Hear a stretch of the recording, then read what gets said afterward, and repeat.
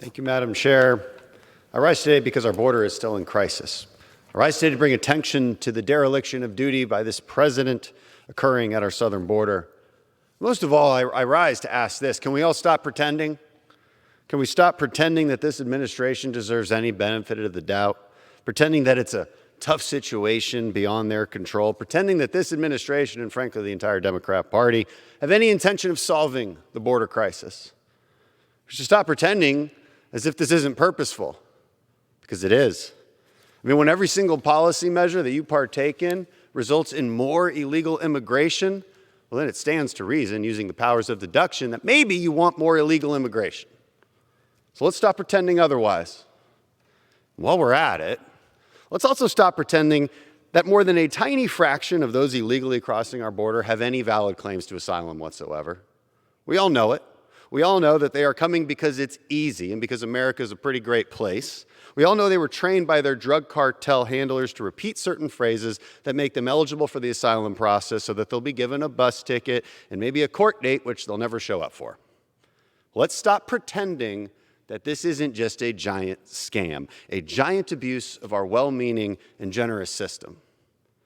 And also, let's stop pretending mass migration is America's fault. Let's stop pretending to listen to outlandish claims of climate change causing migration, or the tired old refrain of, well, it's American imperialistic foreign policy or whatever, and so let's just let everybody in. And let's stop pretending that this isn't getting exceedingly dangerous for us. It's dangerous for our border agents. It's dangerous for our border communities. It's dangerous for the children being trafficked. It's dangerous for everyday Americans. At our border communities, crime is rising. There's greater insecurity. There's a spike in COVID cases. And migrants, who I thought my friends on the other side of the aisle claimed to care about, well, they're paying thousands of dollars to smugglers to take them on an exceedingly dangerous journey that often ends in children dead, stranded in the desert or in the Rio Grande.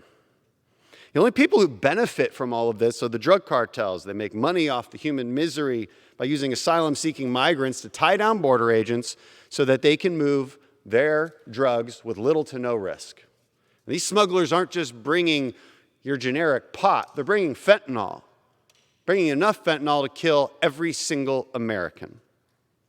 And finally, let's stop pretending that the Democrats' pro-open border position has anything to do with compassion or kindness.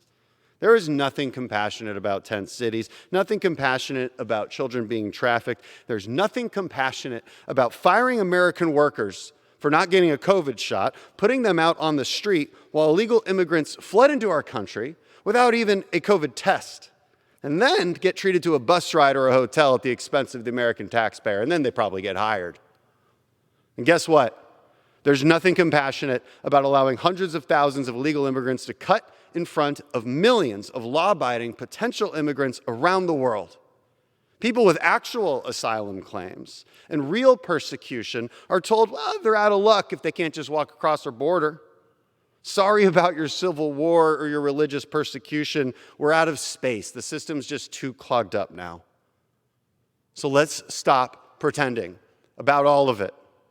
And let's start telling the truth so that we can actually solve this crisis. Thank you. I yield back.